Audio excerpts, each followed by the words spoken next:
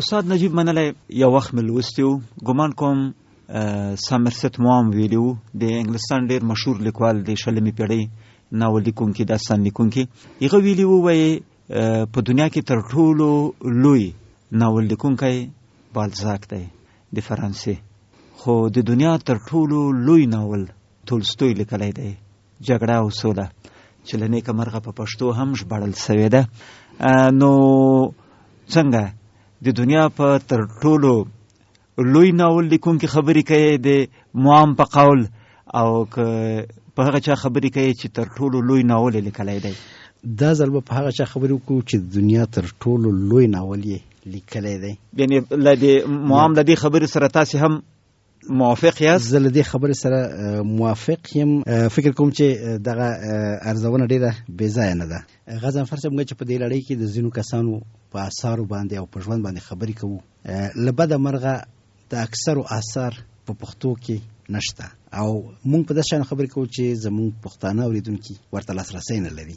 مګر له نیکه مرغه نننۍ موضوع لیو نیکولایویچ تولستوی او د هغه ډېر مهم اثر جګړه او سوله هغه څه دي چې په دې وروستي وختونو کې د پښتو ادب لمن ته ورننوتي دي.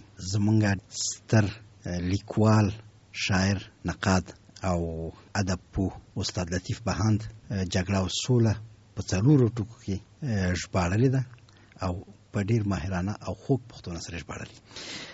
لیو نیکولایویچ تولستوی 1828 کال کې زیږېدلی دی په روسیه کې. د یوې اشرافي کورنۍ سره ارتباط لري. د لا د 13 میاشتو نه و چې مور یې مړه شوه، او بیا په ماشومتوب کې په 9 کلنۍ کې پلار هم مړ شو. نو د ده تربیت د ده تره کړې ده، او د روسیې د اشرافي ټولنې د غوښتنو سره سم د خو مکتبونو ته تللی دی. خو د ماشومتوب کیسې چې اورو، د کوشش کوي چې د خپلو خوارو ملګرو سره، د خپل دهقانانو سره یو ځای واوسي. عین په ماشومتوب کې دغه عادتونه وو. ماشومتوب کې هغوی سره غواړي چې لوبې وکړي، هغوی سره غواړي چې وګرځي، مګر ټولنیز تفاوت ورته ډېر څرګند دی. پوهېږي چې یو څه شته چې دی د ورور نه بېلوي، او د دې نه دی رنځېږي. زده کړې هم ډېرې مزهدارې نه دي. په مکتب په دوره کې هم ډېر ښه شاګرد نه دی، او بیا چې پوهنتون ته ځي د ختیځو ژبو په پوهنځي کې محصل کېږي او غواړي چې بیا ډیپلومات شي، ډېر زر دغه زده کړې زړه وهي.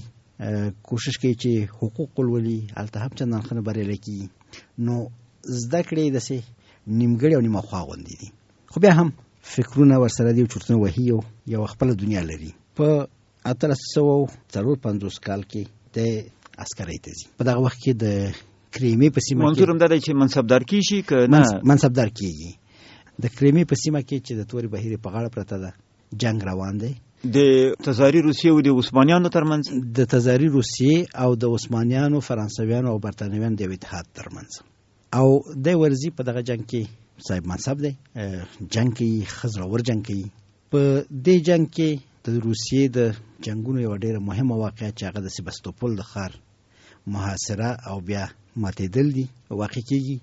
سبستوپول ښار 11 میاشتې محاصره کېږي. د 1854 کال د اکتوبر نه د 1855 کال تر سپتمبر پورې که اشتباه مې نه کړي 11 میاشتې د سبستوپول ښار محاصره کې دی، او دا ډېره شدیده محاصره ده. په دغه محاصره کې دی د انساني قهرمانیو او د انساني بدبختیو ډېر انځورونه ګوري. په دې جګړه کې د متحدینو لخوا، یعنې د عثمانیانو، فرانسویانو، برتانویانو لخوا تقریبا 50,000 کسان مړه او زخمیان لري په دې 11 میاشتو کې، او د روسیې لخوا 60,000. ډېر زیات مخلوق دی چې د دوی زحمتونه دی ګوري، د دوی ستونزې ګوري، د دوی قهرمانۍ ګوري، د دوی ویرې ګوري. او دا په ځینو کیسو کې چې د سبستوپول کیسې ورته وایي، 3 کیسې په دې کې دی ته انځوروي. د هغه وخت د ملکې هم دغه کیسې ډېرې زیات خوښېږي او ډېرې زیات ترې متاثره کېږي. ملکه د مطلب د څار مېرمن. تولستوی خپلې لومړۍ لیکنې په 1852 کال کې خپل د ماشومتوب کیسې لیکلي دي، د ماشومتوب په نامه، چې ډېر زیات د خلکو خوښ شوی دی او استقبال یې شوی دی. او د دې کتاب استقبال چې وشو، د انتظار نه درلود چې به استقبال شي، خو شدید استقبال یې وشو. نو د هغې په دوام باندې د بیا د خپل تنکي زلمیتوب او د ځوانۍ کیسې هم ولیکلي چې تنقید زمینتوب دوره په 55 کال کې او د ځوانۍ کیسې په 55 کال کې لیکلي دي. د سیباستوپول کیسې هم 55 کال کې خبرې شوې دي او د همدا 55 کال په نومبر کې د قاصد په حیث باندې سنت پټرزبورګ ته لیږل کیږي. سنت پټرزبورګ چې بیا وخت کې لینینګراد شو او اوس بیرته سنت پټرزبورګ شوی دی، د روسیې دویم پایتخت و، ډیر مهم ښار و. هلته د قاصد په حیث لیږل کیږي او دلته د ډیرو کسانو سره ګوري، خصوصا د ایوان تورګنیف سره ګوري. مشهور لیکوال دی او تورګنیف د سنت پټرزبورګ د لیکوالو د ټولنې سره آشنا کوي او هلته د فرهنګي ټولنو سره د په تماس کې کیږي. استاد منلای ډیر لوی نقاد د شلمې پیړۍ چې روسای هم دی په اصل کې د امریکا ته نابوکوف دغه یو کتاب مالوس غلی کلی وو وای په دې روسي ناول لیکونکو کې د تخنیک په لحاظ تر ټولو ماهر سړی امدا تورګنیف دی. یعنی دی هغه تر ټولو ماهر سړی نه ګڼي داستایوسکي یا تولستوی، هلته چې شهرت د دوی ډیر زیات دی. نو ما منظور دا و چې دی له داسې یو چا سره پیژني چې په ادبي لحاظ ډیر لوی مقام لري. تورګنیف په ادبي لحاظ ډیر لوی مقام لري. د تورګنیف سبک او سټایل چې دی هغه څوک چې زموږ په ادبیات کې یو خبره کوي چې دوران ساز سبک لري یا دوران ساز حیثیت لري.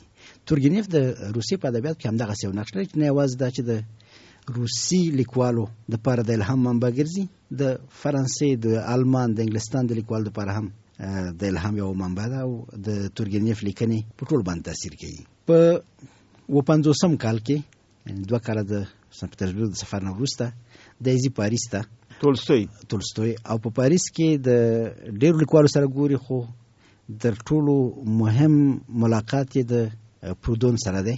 پرودون د فرانسې د سوسیالیزم بنسټ ایښودونکی دی.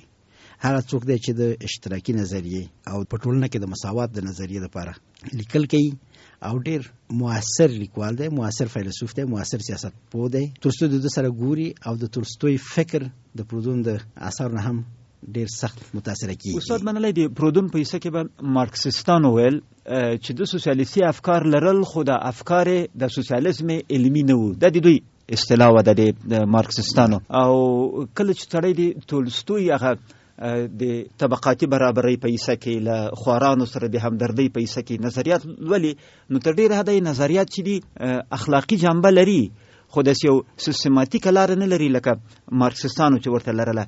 نو لدې درک هم سړی ویلی چې دی له پرودون ډیر متاثر سړی دی. د پرودون متاثر دی، خو د هغه وخت فضا هم دغسې وه. ویکتور هوګو هم د سولې دپاره، د بشریت دپاره، د مساوات دپاره ډیر څه کړي دي، مګر د مذهبي فکر په چوکاټ کې کړي دي. تولستوی هم ډیر مذهبي سړی دی، مګر په عین حال کې چې مذهبي دی، د اورتودوکس کلیسا چې په روسیه کې حاکمه کلیسا ده، تنگ چوکاټ د لپاره کافی نه دی. دی چې پاریس ته ځي، نو تاسو چې د کال یاد کو 55 کال یاد کو، 55 کال، نو پاریس باندې دی 29 کلن وو. څنګه دغه د کلیسا سره چې دی کوم فکری جنجالونه لري کنه، یا کلیسا ته په یو بل نظر ګوري، دا بیا د دغه کلونو خبرې دي کنه، ورسته بیا د پژوند کې را پیښیږي. دا ورسته د پژوند کې پیښیږي. سرچینه طبعا همدغه وختونه نه ده، د فکرونه په دغه وخت کې پیژندل شوی، فکرونه د منل شوی لیکوال دی په دغه وخت کې. بیرته د پاریس سفر نه چې راځي سویس ته ځي او په سویس کې هم د ډېرو لیکوالو سره ګوري. البته اصلي بانه د خپل کورنۍ د غړو د خپل ترور لیدل دي، خو هلته هم د ډېرو کسانو سره ګوري.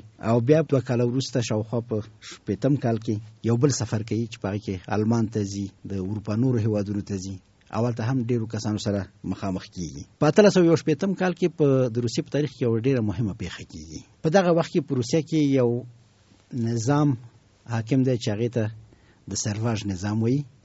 سرواژ داسې یو نظام دی چې دهقان د ځمکې سره تړلی دی، د ځمکې سره یو ځای خرڅېږي، د ځمکې سره یو ځای په ګروۍ ورکول کېږي او ډیر سخت تر استثمار لاندې، هیڅ حق نه لري، هیڅ ملکیت نه لري. وبخښئ، یعنی غلام نه ده، هغه کوم شي ته چې غلام وایي چې بادار کولی شي چې فرزندی وپلوري په بل چا باندې کنه، خو د خپل مځکه دی نشي پرېښودلی. غلام نه دی، خپل مځکه نشي پرېښودلی، او که چېرته خپل مځکه پرېږدي د نورو ستونزو سره مواجه کېږي، او که چېرته مځکه خرڅېږي دی په اتوماتیک ډول ورسره خرڅېږي.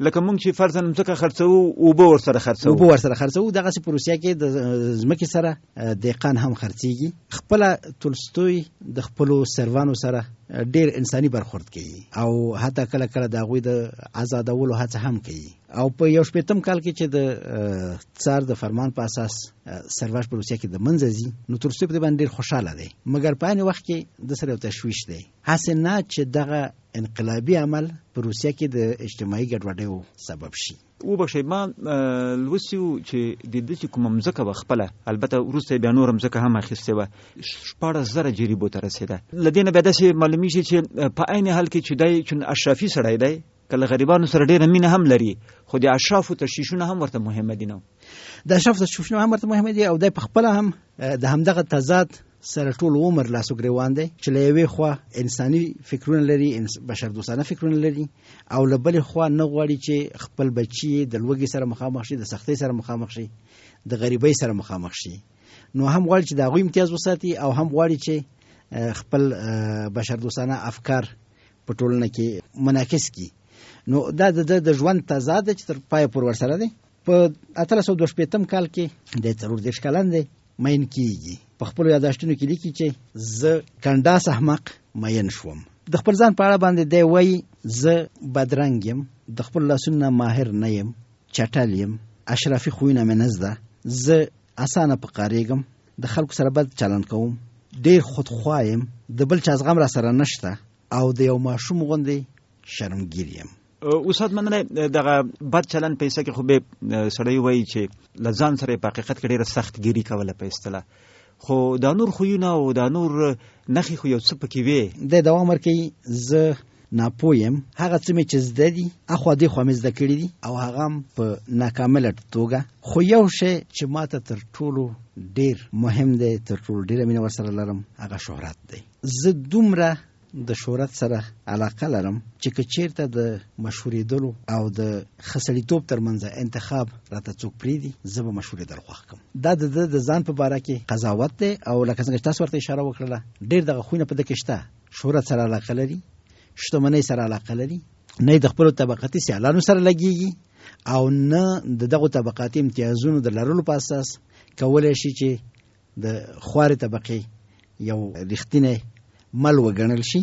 نو دا ټول خبر پکې شته، خو په دغه حالاتو کې چې د ژوند سره په جنگ کې دی، د بلاخره یو بل تضاد هم لري چې مذهبي فکر لري، بد اخلاقی نه خوښیږي، ناروا ارتباطات نه خوښیږي. په روسیه کې هغه وخت دا شان شته، خو د ځان د ناروا ارتباطات نه ساتي او په 34 کلنۍ کې بلاخره د خپلو طبیعي تمایلاتو او د خپلو اخلاقی مجبوریتونو په اساس دې ته زړه کوي چې مین شي او واده وکړي. لا مغه نجلۍ سره واده کوي چې د پیمینیږي، لا مغه نجلۍ سره واده کوي چې د پیمینیږي او د هغې نه ګمان کوم چې 14 اولادونه پیدا کوي چې څه مشروطیت کې ملي او څه لویږي. د تولستوی تر ټولو مهم اثر لکه تاسو ورته اشاره وکړله جګړه او سوله ده. دا اثر د 1830 او 1890 کال ترمنځ لیکل شوی دی، یعنی 14 کلنۍ کې پیلای نو. او په دې اثر کې د خپل تجربو پرانا کې هغه جنگي تجربه، د جنگي تجربه پرانا کې د ناپولیونی جنگونو یو تاریخ لیکي. ناپولیونی جنگونه یا د ناپولیون جګړې هغه جګړې دي چې د فرانسې امپراتور ناپولیون د فرانسې د انقلاب نه وروسته د انقلابي مفکورو د خپرولو په نامه په اروپا کې پیل کړي دي او ټول اروپا د امپراتورۍ یو برخه ګرځي، تر روسیې پورې رسیږي او په روسیه کې د ډېرې سختې ماتې سره مواجه کیږي. البته مشهوره خبره ده چې ناپولیون روسي جنرالانو نه دی مات کړی، په روسیه کې جنرال ژمی مات کړی دی، د روسیې یخنۍ مات کړی دی. استاد مننه، ناپولیون د 19مې پیړۍ په سر کې هغه ته لاړ، مسکو ته روسیې باندې حمله وکړه او بیا پکې ناکام شو. او تاسو ویل چې تولستوی په 1828 کال کې پیدا و، یعنی مطلب دا دی چې دای کله ماشوم وو نو د دوی پلرونو به د دې جنگ قصې ورته کولې، یو نسل فاصله و د او د دې جنگ ترمنځ. د جنگ مستقیم شاهد نه دی، مګر د جنگ د پیښو مستقیم اغیز پېشته، ځکه چې هغه کسان چې په دغه جنگ کې زوریدلي دي ټول حاضر دي او د کیسې کولای شي.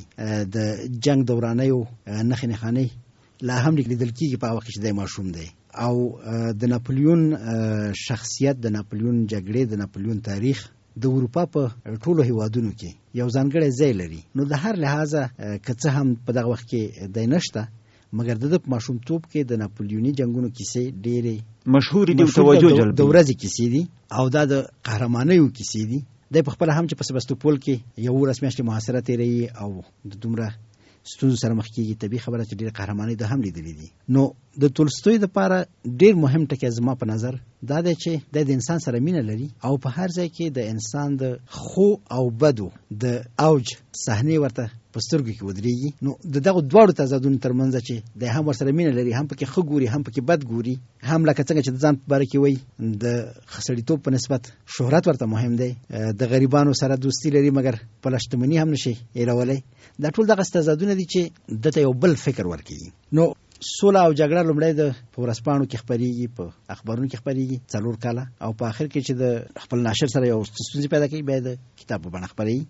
بل کتاب د چې ډېر مهم کتاب دی د انا کارینینا په نوم باندې یو داستان دی، یو ناول دی چې هغه هم ډېر مشهور ناول دی او د تولستوی په اثارو کې ډېر یاد اثر دی. استاد منلی مخکې ما نبوکوف یاد کو. نبوکوف دا خبره هم کړې ده چې که څه هم تر ټولو مشهور اثر او باعظمته اثر دی تولستوی جنگ او سوله ده، خو د یو نقاد په صفت دی وایي زما حکم دا دی چې په فني لحاظ د انا کارینینا لوی اثر دی په او راټول اثر دی، منسجم اثر دی او فني باریکۍ پکې ډېرې دي. جنگ او سوله په هغه وخت کې هم یو ډول متنازع اثر دی، ځکه چې د ناول کوم تعریف چې په 19مه پیړۍ کې شته او اکثر لیکوال په هماغه چوکاټ کې پنځونې کوي، په جنگ او سوله کې دغه تعریف ماتیږي. د جنگ او سولې د موضوع په لحاظ ډېر خور دی، د شخصیتونو په لحاظ، د کرکټرونو په لحاظ ډېر پراخه دی، د کرکټرونو ترمنځ مناسبات او روابط چې دي ډېر پیچلي دي. اکثره کسانو چې جنگ او سوله لوستې ده په لومړیو 200-300 مخو کې بیخي په کیسه کې ورکېږي. یو ډول بیروباري کیسه ده چې دا دغه وخت ناول د معیارونو سره برابر نه دی، مګر همدغه هم چې دغسې یو جنجالي اثر په دومره مهارت په مخ بیایي، دا هم د شهرت او د منل کېدلو دپاره کې یو دلیل ګڼل کېدلی شي. انا کارینینا برعکس داسې یو اثر دی چې راټول دی او په هنري لحاظ باندې د جګړې او سولې تر کتاب شاید چې څه ښېګڼې ولري.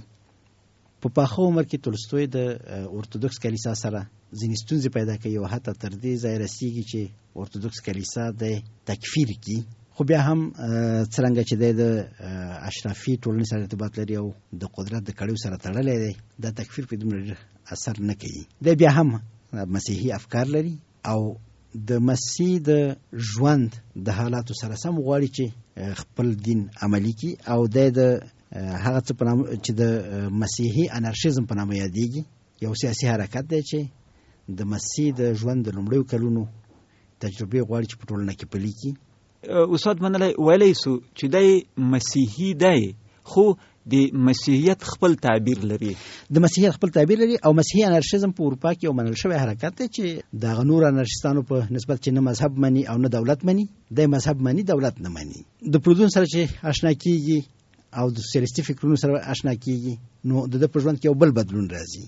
د هغې نه وروسته نورې تجربې ورته پیدا کیږي او خصوصا د جنوبي افریقا د هندوانو د مقاومت چې هلته یو اکثریت د یو اقلیت لخوا ځپل کیږي او دوی د هغې په مقابل کې مقاومت کوي، دا هم د په افکارو باندې تاثیر لري. 19مې پیړۍ په وروستیو کلونو کې دا د ژوند وروستۍ وروستي کلونه دي.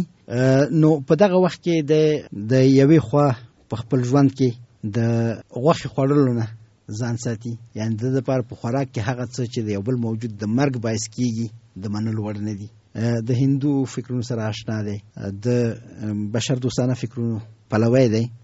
د تولستوی اثر نه یوازې دا چې د ادبیاتو په ساحه کې بلکې د سیاست او فکر په ساحه کې هم ډیر زیات دی او داسې کسان لکه ګاندي د تولستوی د اثارو نه متاثره کیږي. تولستوی یو هندو ته لیکي، د یو هندو ته لیک په نام باندې یو لیک د لیکلی دی چې هغه د ګاندي د فکر په جوړولو کې ډیر زیات نقش لري.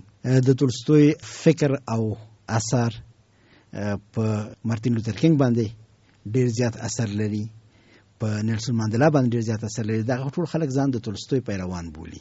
نو موږ ویل شو چې د یوې موقتي نتیجې په حیث دا ویل شو چې تولستوی یو ډیر ستر لیکوال دی او د لیکوالۍ تجربه د داسې حد ته رسولی دی چې یو ستر انسان ترې جوړ شوی دی او دغه ستر انسان د خپلې ټولنې د ټولو تضادونو سره یو ځای ژوند کړی دی او دغه تضادونه یې په ماهرانه ډول سره پیږلي دي او هم یې هنر ایجاد کړی دی او هم یې خپل ژوند لپاره یې